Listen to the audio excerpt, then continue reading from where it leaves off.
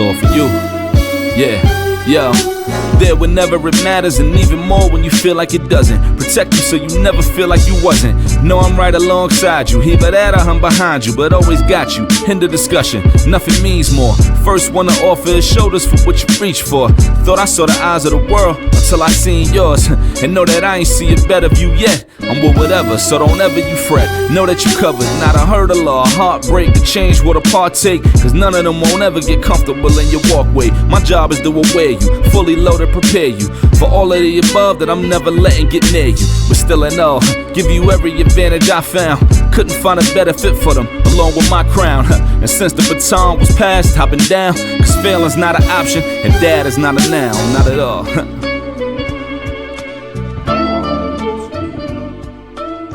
Hey everybody, this is Ishmael from Dad Is Not a Noun. I have a great conversation today. I have my co-host today, Greg Burnham. What's up, Greg? He is the co-creator of the Tuskegee Heirs, as well as the creator of the Search of Sadiqah. I'm a big fan of his work because he implements history into storytelling. So what's going on, brother? Hey, how are you? I am happy to be here.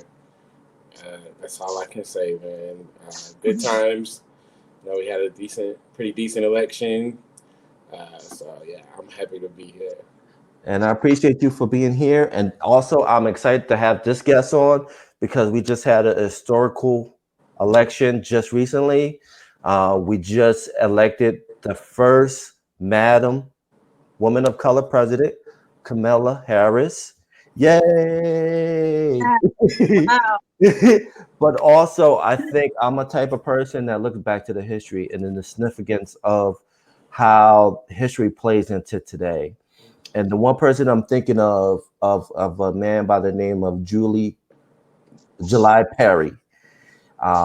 He was an entrepreneur, and he also tried to get the vote out in 1920. He lost his life and he's lost his land. And I'm excited to have Pam Gardy. She's the executive director of the July Perry Foundation. How you doing, Miss Grady? How you doing? Hi, I am doing wonderful. Thank you for having me. I really appreciate it. This is an honor to be here. Thank you so much. It's truly an honor to have you on. And I think it's important to tell July Perry's story because it's important because it adds to that timeline to where we at today. So first thing, who was July Perry? Well, July Perry was he was a farmer. You know, he was a labor leader. He was he started the Ocoee Mason Lodge, number 66. He was the worshipful master, I believe, at the time of his demise, and he was a deacon of a church. You know, he was a man that was ahead of his time, and he was really a civil rights leader before they really came to be. You know, in my mind, when you look at his story and what he did, he rivals the memory of people like Martin Luther King Jr. and Medgar Evers. You know, he was ahead of his time, and he was campaigning doing the same thing they were doing later on, and you know, all of them gave their lives for the advancement of colored people, Black people. You know, and July Perry was born in 1868. He was born in Travelers Rest, South Carolina, and at the age of 18. He was always proud of being not born a slave. That's something that he always felt like was something that he was proud of. That's mentioned a few times in the research I've done, and how he was proud to not be born a slave. He was born 3 years after slavery ended. He was born of slaves. But at age 18, he moved from Travelers Rest, South Carolina, to Ocoee, Florida. And he at that time was great friends with Mose Norman, who's a pivotal force behind you see that they were friends for a long time. You know, July Perry moved to Ocoee at 18, and Mose Norman was about 18 or 17 as well. And they had another friend with them named Vincent Hightower. July Perry and Mose Norman both, you know, July Perry died, and Mose Norman and Vincent Hightower escaped. But they still lost their land as well. But you know, they were 18 when they moved there, and July Perry was in his 50s when he was murdered. So they were friends for a very long time. Mose Norman would have been probably his best friend. You know, that's the way I kind of see it. Somebody knowing somebody that long, that could have very well been his best friend, his closest friend, you know, or one of his closest friends. But he was very busy, working and building an empire, and he was helping Black people own property and with agriculture, and he was great with the land. He was a civil rights leader of the community, labor leader, and they had 5 kids, and they were just living a good life, and trying to do what's right, and but living in that hostile environment. I imagine it must have been hard to be someone who's that successful, and then you have people that just like you, just for the color of your skin, and then of course all the success that you easily attain. And he easily attained the success. It didn't come hard to him by any means at all.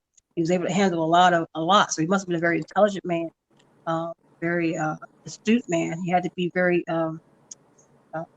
had to really have a strong work ethic. And when I look at his descendants, I've met a lot of his descendants, through this process of mine where I started with the petition and coming along this road. They are all honorable people. I mean, and everybody has their faults. I don't want to put everybody on a pedestal too much, but they are honorable people. They're decent people. So I'm sure the DNA doesn't, that didn't comes from him. But anyway, that's what he was doing, and him and Mose was more of he had property. He had 100 acres of land. July Perry had a lot of land, and he sold a lot of houses, bought and sold stuff. So they were the 2 richest men in Ocoee, richest Black men in Ocoee. Wow. And for people that aren't familiar with the Ocoee Massacre, would you mind giving us a little more detail about what exactly happened? Sure. Yeah. So the Ocoee Massacre in 1920, there was an election that was happening, and it was a pivotal election because women got the right to vote in 1920. And at that time, African American women registering to vote were outnumbering their white counterparts by like 4 to 1. Mm. So, largely probably in part because in the white household you had the Caucasian husband not allowing his wife to vote, whereas in the African American home, the husband and the head of the house was pushing her to go vote. That was helping their cause as Black people. So he definitely wasn't oppressing his woman. So and then you may have had more homes that just had a woman as the head of the household because men were dealing with a lot. They were killing our men like they do now. They were killing them all. So I'm sure there were a lot of women that had, that were widowed or had been or were heads of houses by themselves as well. That was probably also the difference. But anyway, 4 to 1, they were outnumbering their white counterparts with voting. And Mose Norman and July Perry were both involved with Judge Cheney and another person. I can't call his name off the top of my head, but another white man was helping them, get these people registered to vote and all that. And and they had to teach them how to vote. And they had to pay poll taxes too, because they had taxes they had to pay. So another, the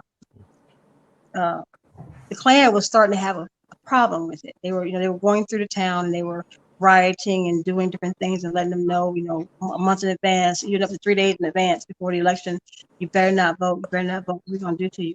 They even had a letter that was sent to Judge Cheney by one of the Klansmen that said, you better stop helping them register to vote or we're going to do something bad. Basically, I'm watering it down, but that's basically what the letter said. So after that happened, I imagined that the bravery that it took for July Perry and Mose Norman to continue to go forward after that, knowing that they were very well facing uncertain death. I mean, they weren't. He was the first person ever lynched. So they knew what the Klan was capable of, and they still went forward. The bravery of them that's phenomenal. So on November 2nd, Mose Norman. First, they say that the research I've seen has said that July Perry got up early. Him and Estella Perry, they got up early and they actually went down and voted before the Klan had a chance to get their militia out to stop people. Stopping people. They had poll watchers stopping Black people from trying to vote. Mr. Bigelow was the justice of the peace at the time, and he went. They had him go out and go fishing, so the African Americans couldn't go pay their poll tax right there locally. Now, Mose Norman had a car that was valued at $75,000 to $100,000 by today's standards. So he's driving around a Jaguar, or Mercedes, or something like that, And so he was the only one that had a vehicle. So he was able to go drive to Judge Cheney's house and who was in Orlando. That would have been a long walk for somebody on foot or by horse. They couldn't have got there and back and got back in time to vote. But Mose Norman could hop in his car and zip right over there and come right back in 30 minutes to an hour and handle it. So he went over to this Cheney's house and told him what was going on at the polls. And he said, okay, go back to the polls and tell me who it is. Write down their names and tell me who's doing it, who's trying to vote, and tell me what's going on. I'll handle it. So Mose Norman went back feeling, like he had his right to vote. He had his right to vote, and he was going to vote. So he went back, and they accosted him. He was not able to write down anybody's name. They accosted him. They beat him up pretty bad. And then he left from there, fled for his life, basically. Left from there and went to Julius Perry's house and told him what was going on. Mose Norman was determined at that point to leave. He was not going to stay. He had his wife in the car. He was packed up. They ready to go. They're like, we come by saying, hey, we're getting out of here. You guys need to come on. Let's get out of here. Let's go. And July Perry did not want to, for whatever reason. Maybe he didn't feel as scared. He was able to cast his vote. Maybe he felt at peace about it. Maybe he just felt like he was going to handle whatever happened, and so he stayed. Mose Norman left. Then there's another story about this gentleman named Burley Jones, who was I don't want to use a bad word, but it's like he was kind of the guy that he was our color, but he didn't, he was always telling, trying to tell our business, So he went back to Bluford Sims, who he worked for, and told Bluford Sims, hey, the black folks are starting up something, whatever. That's what they say. Now, whether or not that's true or not, that could be the false narrative that's out there, just trying to make it look like the black people were rioting. Right. But that's one thing, that narrative is out there. But anyway, for whatever reason, the Klan got stirred up. Now, it was in the evening. Now, all the polls were closed by the time the Klan got stirred up, because July Perry and his wife were preparing to go to bed. They were going to bed a little early, but it was like 7:30ish maybe. They were going to be a little early, but it was dark. So it had to be, in November, it started about it was about 8 o'clock. So I figured it had to be at 8:30, because they were just preparing to go to bed. And it was dark outside when this mob came up to do something to him. The mob was led by Sam Salisbury, and the mob was deputized by the deputy sheriff named Clyde Pounds. So he came to the door and knocked on the door and told, look for Mose Norman. He said, of course, Mose Norman is there, but they'll take July. They know that's his friend, that's his close friend. So they probably took anybody actually, but they said, okay, well, just come down with us. We want to talk to you about whatever and come out with us. Well, being with the times, being what they were, all the things that we had going on at that time, with racism and Jim Crow laws and all that, he knew that they weren't just trying to talk to him. He knew they were going to do something to him. So he went back inside to get his coat, or that's what he said. And that's when the fight ensued. In the house with him was just his wife, Estella, and his daughter, Carissa. He had other children that were, whatever reason, not out in the house. I think they were out, or they fled out, or something of that nature. But gunfight ensued. They started shooting and everything. And Sam Salisbury got shot in the arm. It's not sure if Carissa shot him on purpose or by accident, or how he got actually shot. He got shot inside the house, but he got shot in the arm. And a gunfight ensued, and 2 white men were killed. And the first mob fled. Because, I think it's kind of cool that July Perry, his wife, and his daughter were able to drive off a lynch mob, the first lynch mob, by themselves, to the point that they went back saying, you know what? There's a whole band, there's a whole gang of them in there. And it was just 3 people. 3 people. Wow. That's pretty cool. And 2 women. Girl power, right? That's right. Carissa got shot. July Perry got shot. And the mob went off. And they, what happened in that house is kind of, between July Perry, somehow the girls went one way and July Perry went another way. The mob retreated, but they called for backup. Now, at first it was all Ocoee people starting it, and they wouldn't call for backup. They went and called Apopka, Orlando, and all the other places, and they got backup, and they came back stronger and bigger. And July Perry being wounded, he couldn't run, he couldn't do anything. And one of the ancestors said that it was his dog that gave him away. He had a little dog, and the dog started barking and gave it, and that's how they knew where he was. Doggone it, right? Wow. So the dog gave him away, and they found him, and they took him to the hospital first. They took him to the jail, threw him in jail, and he was pretty wounded. He was. I think he was mortally wounded at that point. I think he would have I think, but I can't prove it, of course, that he probably would die from his injuries. He would have been shot a couple times. Right. But and then at night, about 3 o'clock in the morning, the jailer named Frank Gordon, the mob came along and asked him to give us the keys that, we're going to take him out. And of course, they know what he's going to do, Yeah.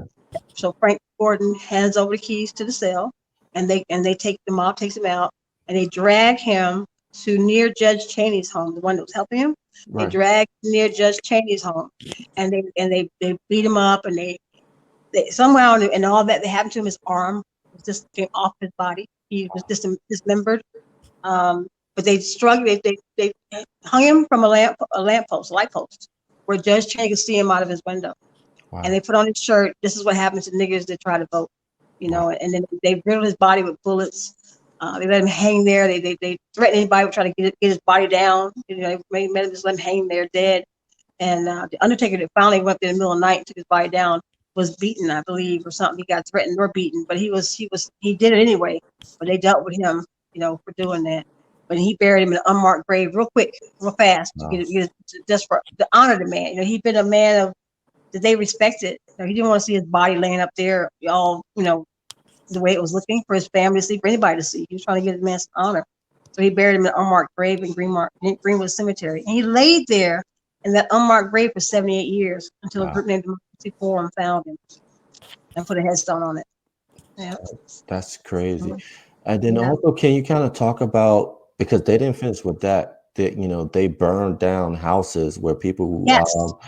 lived in, and then I've heard stories of them taking body parts as souvenirs. Can you talk about that? Let me tell you, that was something that they did back then. They would take body parts, take fingers and toes and stuff of African American men. It wasn't just happening in Ocoee; it happened all over the place. But they would just take it and mail it back to people. It was really some brutal, evil behavior that they would do. They treat us like we were animals, like you catching a deer now, and just have his antlers and pieces of a shark's tooth or something and sent to your friend. That's how they viewed us, like we were just animals. We weren't anything that was worth caring about. So they went and they torched all of northern Ocoee, and in doing that, people were nobody was rioting. That's the thing. These people were scared. Once they strung up July, Mose Norman ran for his life. Right. So these were scared people. They weren't trying to fight back. They were trying to get out of Dodge. Right. So they were leaving and they were trying to hide. And one story, several stories I have. I'll tell you this one first. She was pregnant, too far pregnant, like 8, 9 months pregnant, too far pregnant to leave her house. She can't run out into the field. They're running into in the trees, into the woods and swamp, man. This is a woman's about to give birth. She can't run. So her mother wouldn't leave her. And all they could do is sit back and hope they have mercy on her, right? So her mother couldn't leave her. So they hid in the house. They crawled under the house, in the crawl space under the house. And the white people came, saw where they were, and lit the house on fire and burned them up under the house. Their bodies were found huddled together, like in the fetal position, holding each other. That's how they found their bodies. How they found their bodies.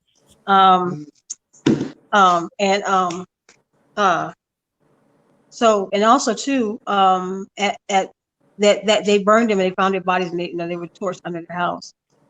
There's another story of people. One family is a family of 8, and they were in their house as well as children and wife and a whole family of 8 people. They were in their house as well, and they ran them out their house. And they grabbed the barbed wire that was around their house, the chicken wire that was around their house, and they wrapped the family in that barbed wire. Wow. And doused them and set them on fire. Wow. I mean, there's there's a gentleman that was in July Perry's barn. His name was Roosevelt. He was in the barn. He was a farmhand helping July Perry. And all the chaos that ensued with July Perry. I don't know whether it was before they got him out, before they found him, or after they found him. But in all that, this man was killed as well. He was in the barn, and they surrounded the barn and made him come out. And they said, "Listen, you have 2 choices. Either you go back in that barn and we set you on fire, or you stand right here. We're gonna shoot you to death. You get to choose your death today." And he chose to go back in the barn and be set on fire. and they killed him in that barn like that. So it's stories like that you can't just let that die. You can't just walk away from that and say, we're just going to let it go. I mean, yeah, we're forgiving and we understand that we're in modern times and the people that actually did it are not alive today. But why can't we just tell our story?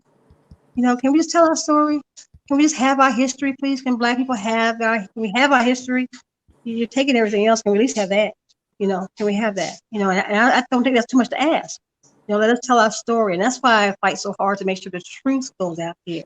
I don't want them to whitewash our history and to water it down and say only 3 people died. There was one NAACP reporter named Walter White who went out there. He was a Black man able to pass for white. And he interviewed one person that was bragging about saying he killed 17 niggers. Wow. That's what he said. I killed 17 of them niggers. Wow. And he's just one person, one man. So you can't tell me it was only 3 people that were killed. There's just enough evidence out there to prove that he could have been. Well, we know this. The 1920 census had 255 Black people on it. And censuses back then were not done accurately. Right. They missed us. They weren't trying to count us. Okay, so they missed us a lot of times. And it wasn't like we have it organized today. People weren't home. They out in the field. They didn't go down the road to go to somebody's house. Those censuses were not accurate by any long shot. But they did accurately account for 255 that are missing. You can't find most of those names on the paper. You cannot find. Where these people go? Over 100 of them. Where they go? Where are they today? So they just disappeared. Yeah, they're buried somewhere. They're buried. Their bodies are torched. They're just nothing but ashes. There's nothing left of them to even find. So a lot of them were torched to death. So what do you do with that? They're cremated on the grounds. And then so yeah, that's a lot of what happened back then. It was terrible. There was one man. That's my last story. No. They came to his house and they got him out of the house and his family as well. And they took him out into the yard and they castrated him. Wow. And then killed him in front of his family. It's like, how do you do something like that? That's just, that's how bad they saw us at that time. These men were evil. And then when you look at who, the founders and stuff like that of Ocoee were, and, what they did and how they helped do this, you can't help but say, we can't honor these people.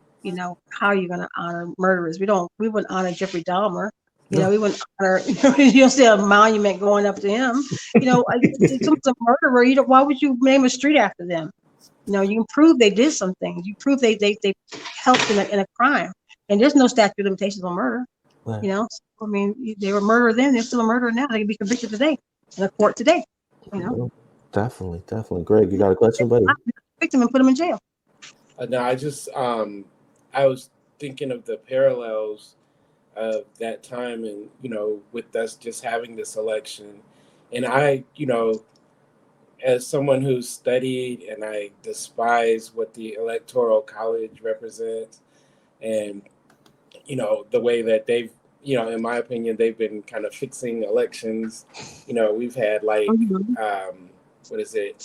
2 times in the last 20 years where the person that won the popular vote lost the election. So, when we hear about this, sometimes we kind of can give up, but then you listen to these stories and, people will try to guilt people and they'll say, your ancestors died for the right to vote. I'm like, well, they were, they weren't choosing to die. They were trying to make a better place for their people and these animals. Cause, you say that they thought of us as animals, but they're the ones that were doing all and this is not anti what you're saying. I'm just saying that they were the ones that were behaving like savages. That's right. They were the ones that, this is not an animal. This is a human. Right. You're able to procreate with us. You're able to, to do all these things. That we're human. They were the ones that were behaving that way. And I just think it's really powerful to be having this discussion right now after watching, so many people get galvanized to go out there and vote. And then for like someone like me who lives in Georgia, and I've lived in Georgia for 21 years, and this is the first time that I can say that my vote for the president, I feel like it actually mattered. This is the first time where I was like pridefully sitting back, like, come on, Georgia, let's go. And when they get to my county, and, it's like my county was one of the last, Gwinnett County was one of the last that they were waiting for. And I'm like, come on, Gwinnett, come on, so just knowing that, like, and seeing that there was power, like we did have power this time where I live, and then having this discussion is just amazing to me. I feel like what you're doing by trying to keep the name and keep the names and keep this event alive is huge, and something that we need to definitely try to help amplify, because these stories are happening all over. They were happening all over, and the more we understand it, we can get off of, we get so many things, like we're told, so many times, pick yourself up by your bootstraps and work hard. But we can see that we've done that historically in this country. And more times than not, we end up getting stuffed out by racism, white supremacy. So I just think this is, a great conversation to be having right now. Definitely. I definitely concur. I think we lost her for a minute. Hopefully she comes back on. It looks like everything got... Yeah, because she's on... Yeah, she's on muted. Yeah. But yeah, I definitely agree with you on that, man. And it's important that, July Perry's story is told, and what happened in Ocoee Massacre. Ocoee. So yeah, it's important that those stories are told, because unfortunately what happens is, like we alluded to before we got into this discussion, our history is usually told through whispers. Like our aunts, like our grandmother would tell us a story, and then we'll tell someone, and then they tell someone, and then they'll find its way in a movie, and then someone just Google search it, and then they're like, oh my God, I never knew this happened. You're like, this happened. Yeah, it did happen. It happened in the United States. It happened. So going back to the conversation, did you feel like it was insult to injury when, the promotion of Founder Day? Yes, that's what got me. Can you hear me well enough right now? Mm-hmm. Yes. Mm-hmm. Okay. I had to grab a headset. But that's what got me really upset, because Founders Day was celebrating the founders, and they would have a very and I love country music. I always put that out there because I love country. I'm Southerner, and I like country music. I grew up on country music. Country music is black music. Okay. I love all types of music. I don't discriminate with that. My tastes are very eclectic. But they had this big celebration where they would put hundreds of thousands of dollars into it. I know upwards close to even $500,000 would go into the production of Founders Day, 6 figures at least. It got bigger and bigger and bigger every year. And it was a country jamboree, which is fine, but it was very anti-African American. Mm-hmm. And then they had people that were selling Confederate items at the event. They're selling Confederate flags and hats and all that, which they're honoring that time period, I guess. But the tone of it was very, not friendly, not diverse. And then to add insult to injury, they were celebrating Founders Day on or near. It didn't fall on the anniversary every year, but they were still doing it close enough to that anniversary of the Ocoee Massacre. And you remember Ocoee Massacre took place it was a whole week of, they started with fear tactics 3 or 4 days beforehand, a whole week beforehand. So this massacre was going on from the end of October till the last week, end of the first week of November. So that whole time period, no matter how many times you fell within that, you didn't have it on the day of July Perry's actual murder. Okay, not November 2nd, but you still were in the time frame of what the energy that was going on that led to the Ocoee Massacre. And they did that for 25 years. Nobody noticed it. And a woman named Betty Hager, who was Sam Salisbury's daughter and the first female city commissioner in Ocoee, she started it. So that she knows who her father was. I don't feel that it was a coincidence. We have Betty Hager, the direct descendant of Sam Salisbury, who is starting up Founders Day, and she is rumored to have been in the female version of the Klan, and they were all, in the Klan of some kind of way. Sam Salisbury was an open Klansman pretty much. His daughter, here's another little fun fact. On the day that he went to attack July Perry, his wife was home giving birth to their daughter. They had a daughter born on that very day. She died in 2013, somewhere in there. But she was in a lot of the organizations you see on her obituary. You're like, oh, the daughters of the Confederacy, daughters of the, what is that? What does that mean? We were like, what is that? So it sounds like she might have been very, up until her death, involved in, white supremacist organizations, so what if Betty Hagar grew up in that home, you can assume perhaps maybe she was too, but if she wasn't, at least she knew the story because her father was proud of it. Her father was proud of what he did. He's a white supremacist. So, she starts Founders Day on the anniversary of the Ocoee Massacre to celebrate what they did. I know that was on purpose. It was not by accident. Oh yeah, definitely. Like when they these things aren't random. Like the thing is, they hide that history from us, but they take, like you said, they take pride in it. So they take pride in it. Yeah, this is them, sending a middle finger to us. But the thing is, most of the time, since we don't really know or understand the history, or we don't have accurate depictions, we'll just look at it like it's a random thing. That's totally exactly. That's totally And then if you put two and two together, is that from the mid 1920s to the 1960s is when those Confederate monuments went up all over the South. Yep. So, like you said, there's no coincidence that was on purpose. Yeah, that was on purpose. That was on purpose by his daughter too. That was on purpose. No doubt. So yeah, they that's how they say. Well, we didn't mean to do it on Founders Day. But when you look at who did it, you look at how stupid do you think we are? Come on, we're not that gullible. We love you. We're gonna invite you to the cookout if you say you're sorry, but we're not that gullible. Don't try to run that bias. It's just let the truth be told. It's not about revenge. With this stuff, it's just about, can we have our history? So yeah, that's what made me start a petition.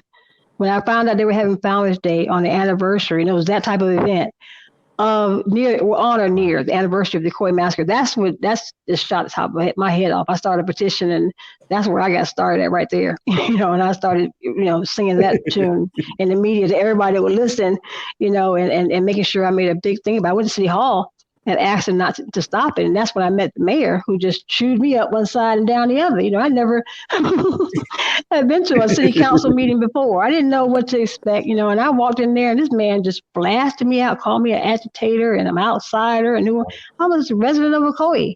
We mean outsider. I live in Ocoee. Where do you live? You can't know my address where I live. I'm really going to tell you, a stranger, where I live in a public forum?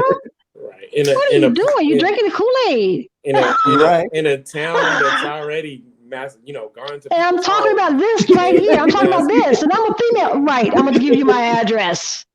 Right. It's ridiculous, I think you're just completely retarded, It's like, and he did that. He even did that to the Senator Bracey. He did put him through the same ringer. You saw that? Yeah, saw that. He did the same thing to Senator Bracey. Yeah, I was. There's a video of him doing that to me out there too. The same thing he did to me, he did to him. And that it goes back. One of the things we were chatting about, I wanted to make sure we talked about, because you said it like when you were explaining, that this man who's married to, what is it, the great granddaughter of one of the granddaughter, not great, the granddaughter. Granddaughter. Yeah, married to her. And he's the mayor, and the way he says, uses the words, from what I've seen, he's really reluctant to apologize. And he uses that thing that we hear white people utilize all the time, which is, we're not the ones that did it. We're not the ones that are guilty of it. Right. You are the ones who benefit, like Ishmael said earlier, Uh-huh. you're benefiting from it still to this day. Like, I don't know how much that plot of land is worth that you stole from Mr. Perry. I don't know, but I know that if he has any descendants that they could benefit, because everybody can benefit from land. Oh, Everybody Mhm. could benefit from the possessions, that your ancestors have. And, That's right. it rolls off. I call them like trained responses, where Yes. it rolls off. Oh, we didn't do it. Yeah. We're We not didn't do it. responsible for what our Mhm. yeah, Mhm. yeah. Mhm. You could relinquish your privilege. You could relinquish that power that you have, Okay. But yeah, they won't do that. Yeah, and like I said, there's I'm no sorry. statute of limitation on murder. So, this is something that we did. Like I said, we tried in the courts today. We will win. We will win yeah. the case.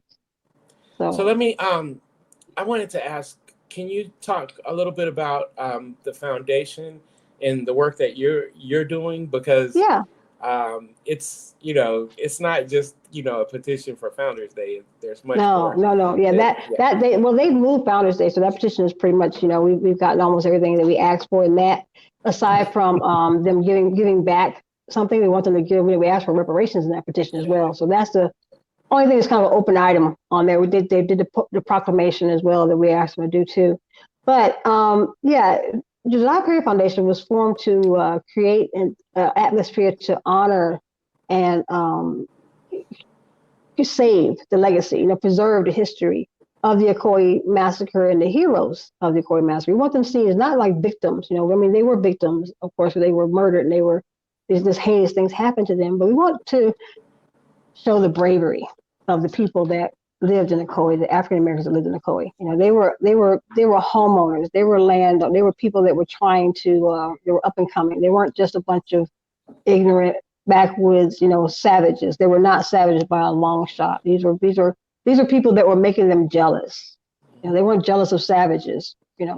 So we want to make sure that history is preserved. We like I said, we got the petition done, proclamation, and we're trying to, get more markers erected in the city. We have a whole list of things we're going to do and events. We want to continue the legacy what July Perry was doing. He's about home ownership, obviously. He's about financial literacy. So there are things that, like I said before, when our grandparents died, they leave us a bill. We get a funeral bill. When other people that don't look like us, their grandparents die, they get an inheritance. They get an insurance policy, a house, some land, something. That's just the way it is for us. And we don't know financial literacy because we're not taught that, because our parents don't know. And, and yes, some of us do. I'm not saying that we're all broken and not financially literate. But as if you look at the race as a whole, that we can learn a lot more, that we weren't taught from children. We're not taught how to write a checkbook in our home. I think I was in my 20s where I learned how to write a checkbook. My mother didn't teach me that, although she knew how to. She didn't teach me, and in the white homes, it's not like that. They teach their children financial literacy at a very young age, and we don't, because we don't have that mindset. We're not inheriting.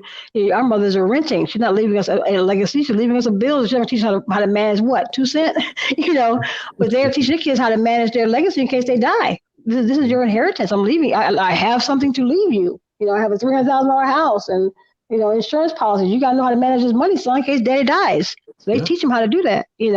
And we don't do that. So I want to have classes like that on financial literacy, and home ownership and that kind of thing. We're trying to do events and stuff like that to promote that, and also keep awareness about what was going on and to offer pride, because when you remember what happened and where you come from, it gives you hope, and it gives you motivation to continue with the struggles that we have today. It gives you those motivations that you need, because we may not be dealing with all the stuff they were dealing with then, but we have current issues that are just as bad. They are still killing us. George Floyd just got murdered.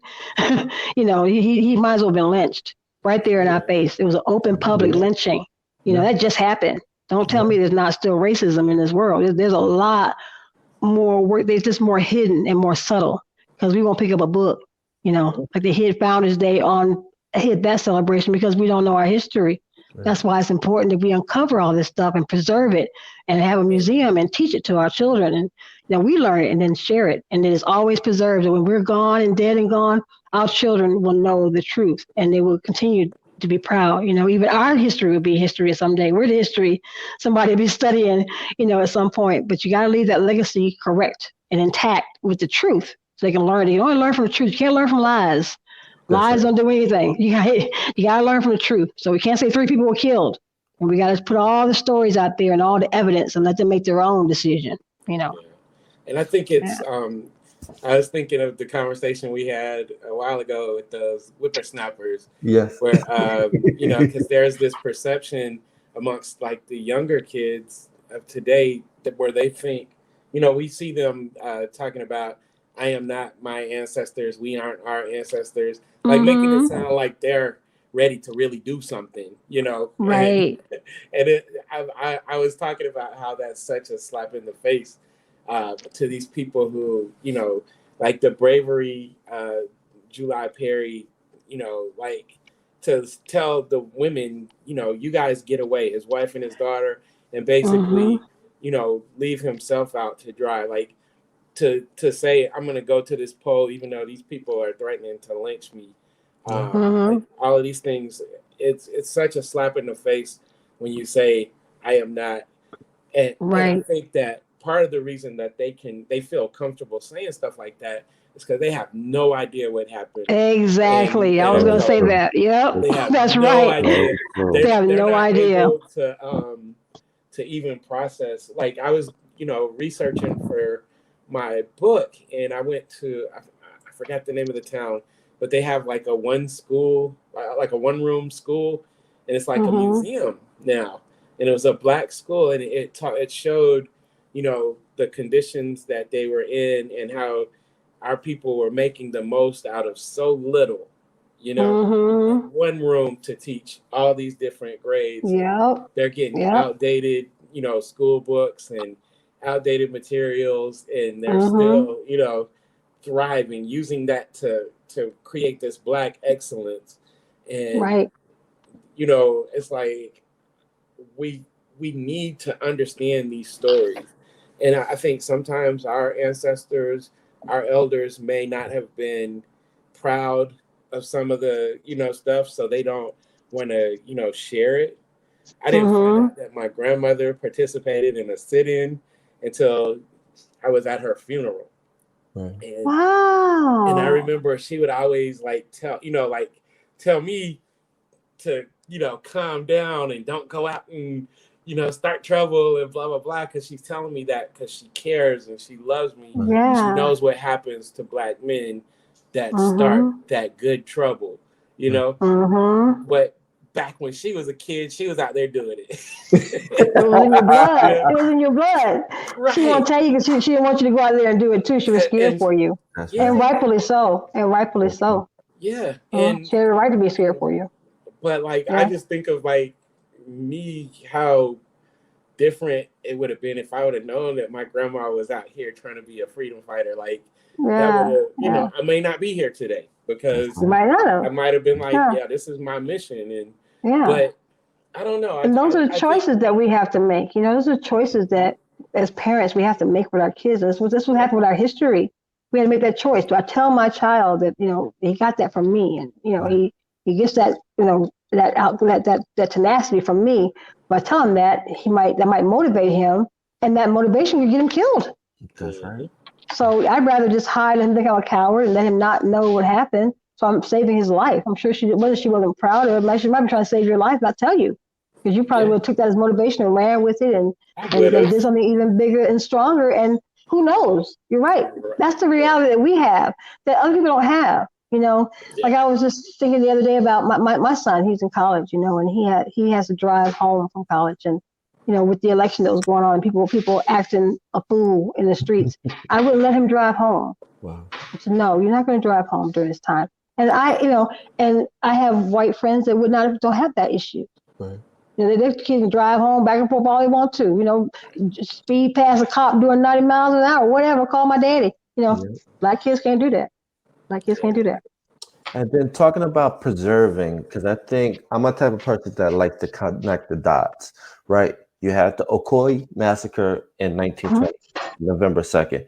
And then 6 months later, you had the Tulsa Massacre, which started May 31st, June 1st of 1921.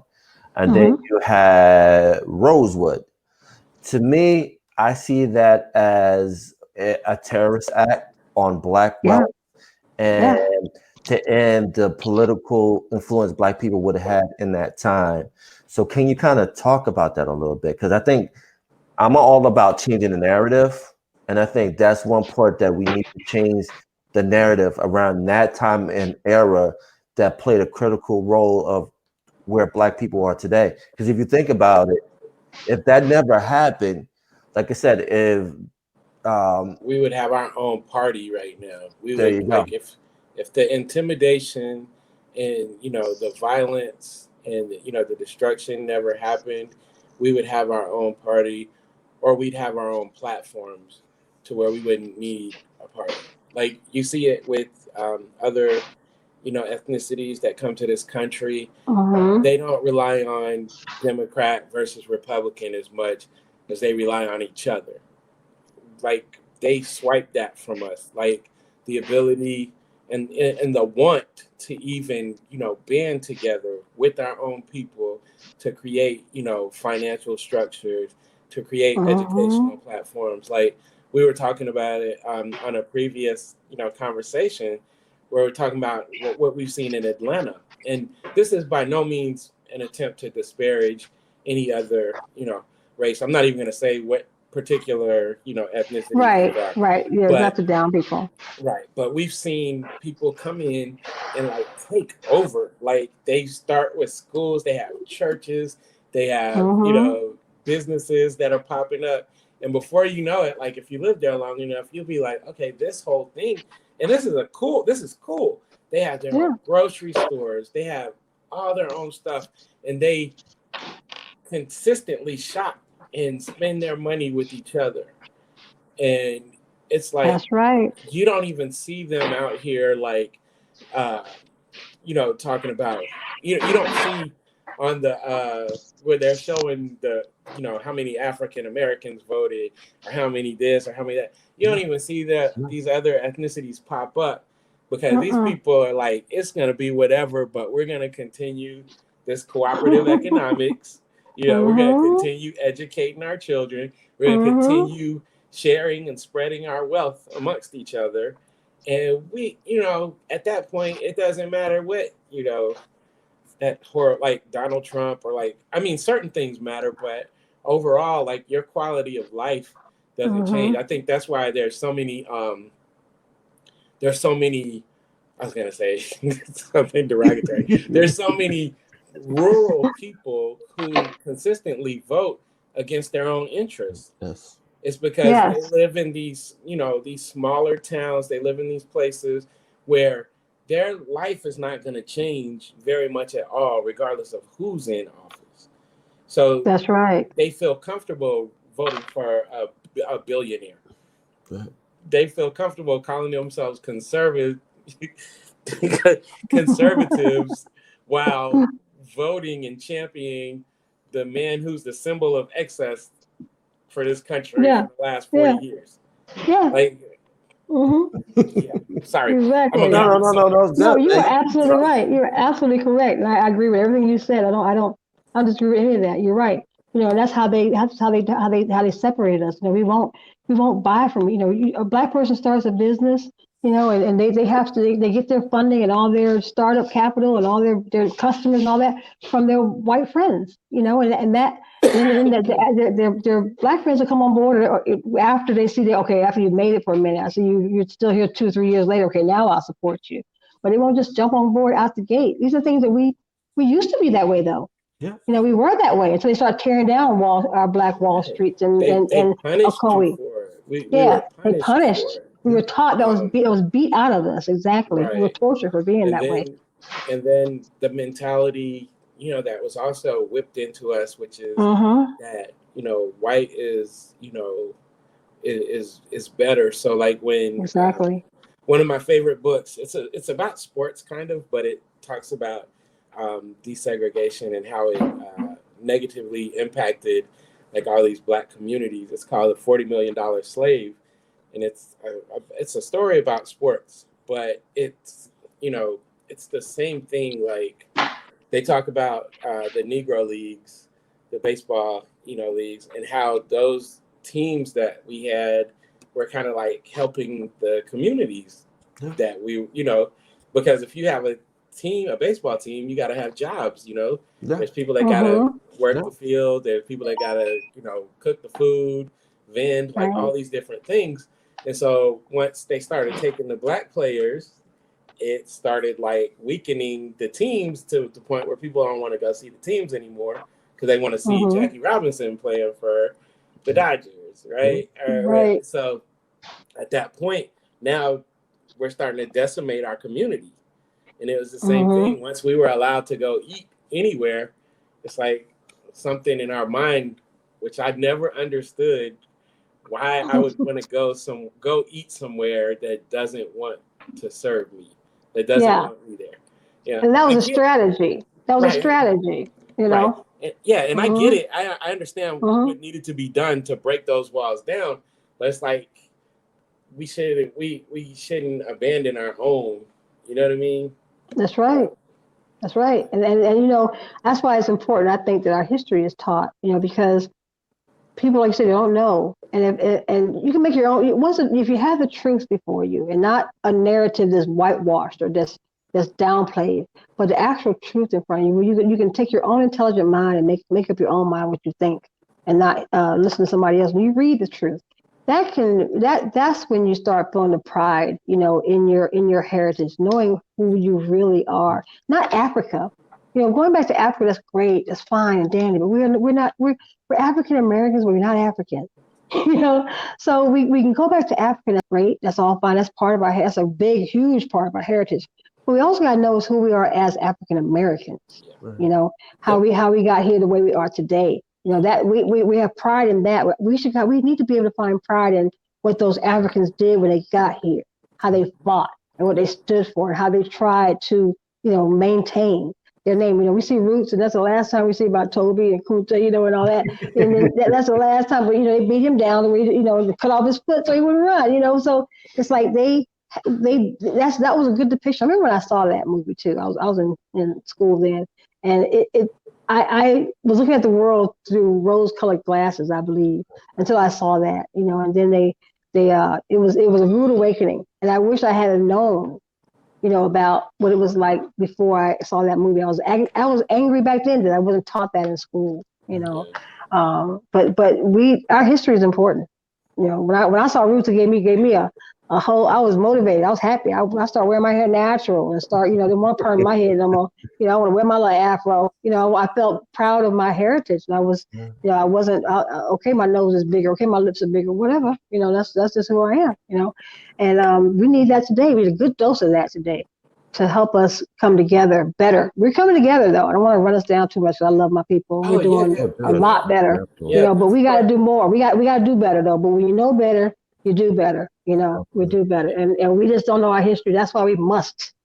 Things like the Ocoee Massacre must be preserved. The Black Wall Street must be preserved. All those memories all over the country of what happened, that must be preserved. There should be a movement, to bring forth our history, that where we put up museums that are, and I don't mean to, can we tell our story?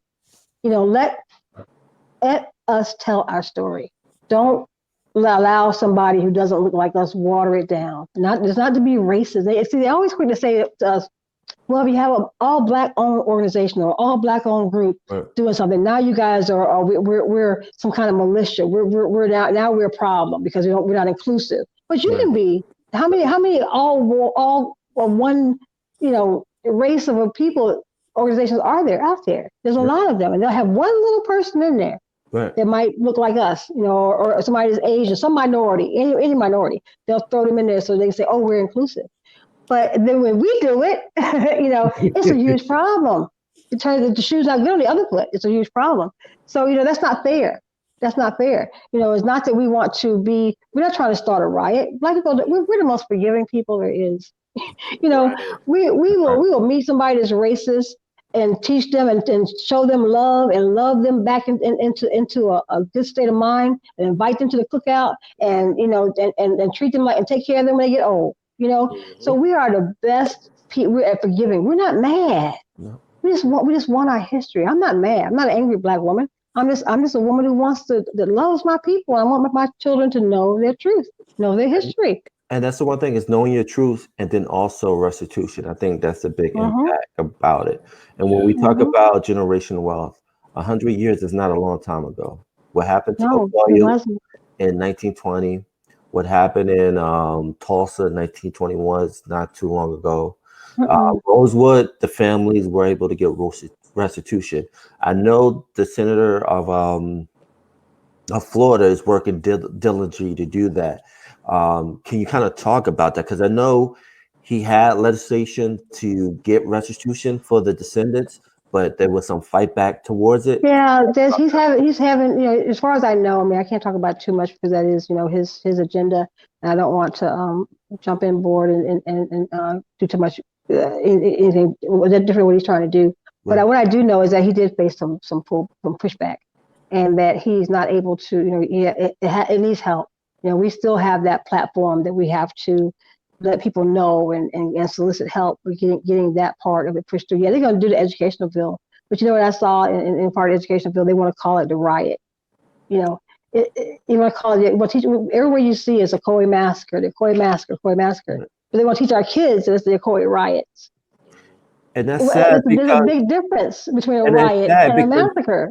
Yeah, because that's what they did with the Tulsa. They called it a riot, so the families wouldn't get insurance on it. Right, exactly. And we can't let that kind of stuff. We can't let it happen. Deeper, like when you use that word, like you're saying that people were acting crazy and had to be set down. Exactly. And so these people were in their homes, hiding, running, fleeing. Right. You came along and shot them in the back.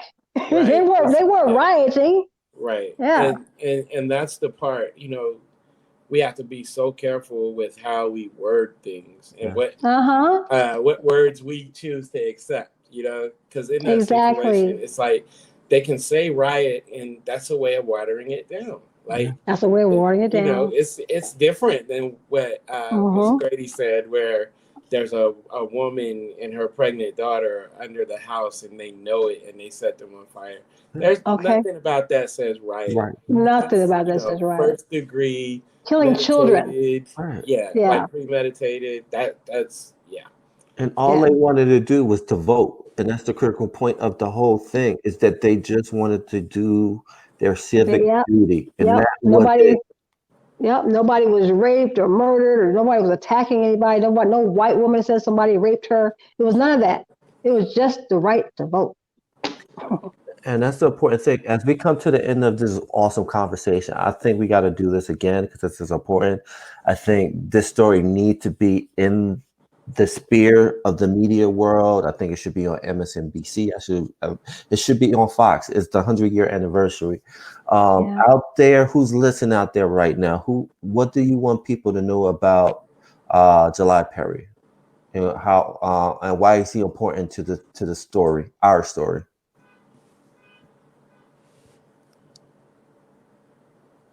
Oh, can you hear me, Miss Grady? Oh no, I'm sorry. What'd you say? You're talking to me. Oh yeah, I was talking to you. Like, I thought you were saying that you want. Yeah. What's important? Okay. Yes. Yeah. Well, why is because like I've said already that it's important for us to know our history, because our history gives us motivation and courage and hope. Our people need to heal from these atrocities that happen to us. We don't realize the mental abuse that we still suffer. The fight or flee mode is still in our DNA from our ancestors. We need to find a place of pride, because we don't, Black people. I feel like, and I'm not saying everybody, because some of us, a lot of us are perfectly fine, but I feel like as a whole, we have some gullies and some gaps and some things that need to really be repaired in us as a people. Like, we don't support each other as much as we should. We don't come together as much as we should. And I think it's really because we don't know who we are. we don't know where we come from. We don't have our history. You know, we can go from Africa to now. Yep. You know, that's it. And a lot of us can't relate to Africa because we've never been to Africa. Yep. So we know that they look like us, but then you meet an African, they're so different. So what happened between Africa, you know, in 2020? That's what we need to know so we can fill in that big gap. That's the gap. That's the gap.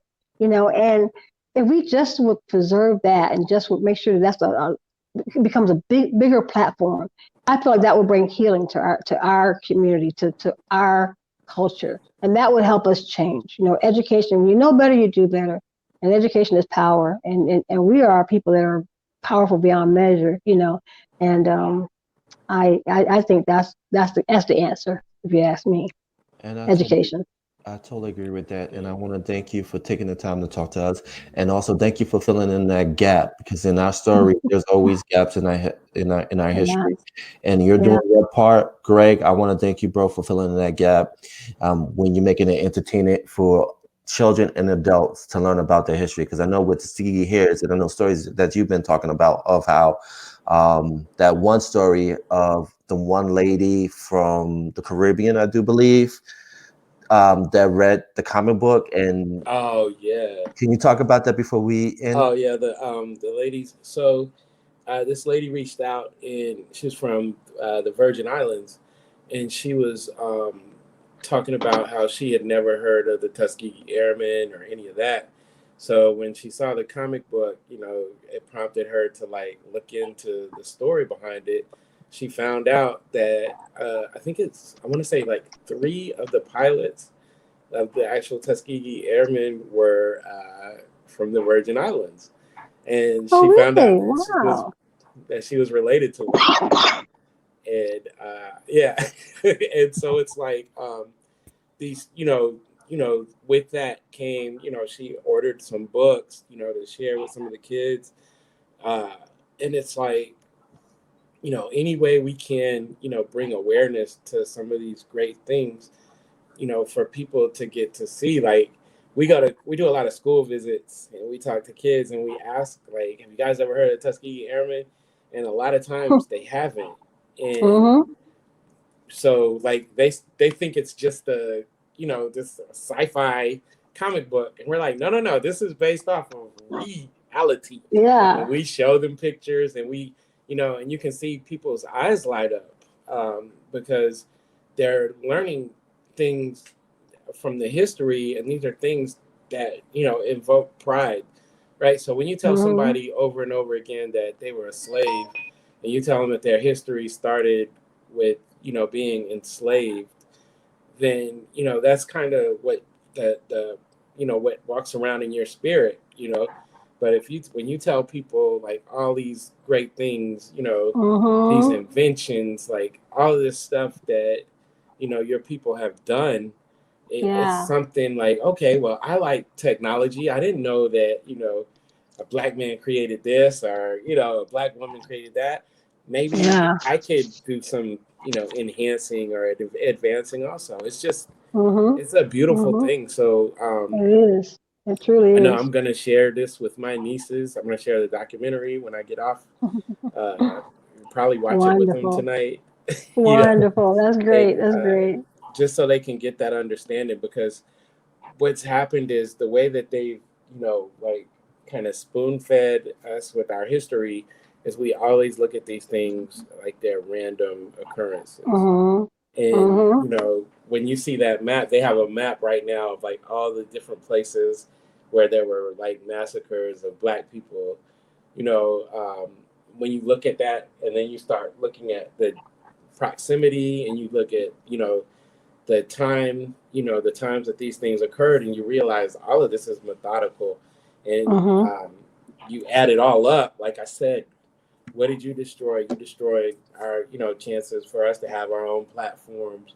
Yeah. Like they destroyed so many things. And I spend a lot of nights trying to figure out how we put it back together, or if we can put it back together.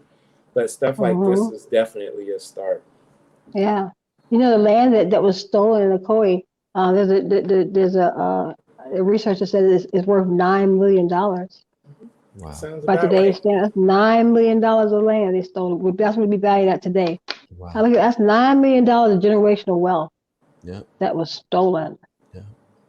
And that's not even talking about like what could have Exactly. been in that land. Exactly. Businesses Exactly. were The there. possibilities are Exactly. So so there's a debt that is owed to the Black community, and that there is something. I mean, we're not asking for handouts. It's not the point. The point is that we wouldn't need a handout if we had our own. Yeah. So don't say we're looking for handouts. We got to have welfare and all that. Well, we wouldn't have a need for that if we could have our history and have equity, not equality. You want equity. Then we'll be on an even playing field, and let's take it from there. We'll be fine. Don't look at us as we're property. And everybody's doing their part, and hopefully That's right. through this interview that everyone go get that information about the Ocoee Massacre, also the other massacres too, and get a good blueprint picture of how around that time just changed the landscape of Black America at that time. Because I think that's one of the biggest thing that's left out of the narrative is that in that 20 atmosphere, that just changed everything. And so everyone just do your research, man. Just learn as much as you can. Ms. Grady, tell people how they can find you, please. Well, I am the executive director of the July Perry Foundation. So you can find me through the JulyPerryFoundation.net, and you can email us and you can contact us through there, and that will come to me and our team of people, and that's how you can find us. And we are here in Ocoee, and we are working to bring equity and to bring awareness and preserve our history. And that's the one thing. And Greg, where can they find you? Because you're doing what your guys are doing, preserving history through entertainment. TuskegeeHeirs.com, platforml7.com, and I'm on Instagram. My Instagram is there. And then you can find me, Greg Burnham, on Facebook. And where else? All over the place. We just everywhere, man. Everybody loves you, man. I forgot. We have Facebook and all that too. I forgot. We have Facebook. I'm on Facebook. I'm all there. I'm Facebook, Instagram, Twitter. We're out there too. The July Perry Foundation has all that too. And me too, Pam Gardy. You can find me as well. All right. And I thank you guys for this informative conversation. And like I said, we got to do this again. Everybody, we're out of here. I'd love to. All right.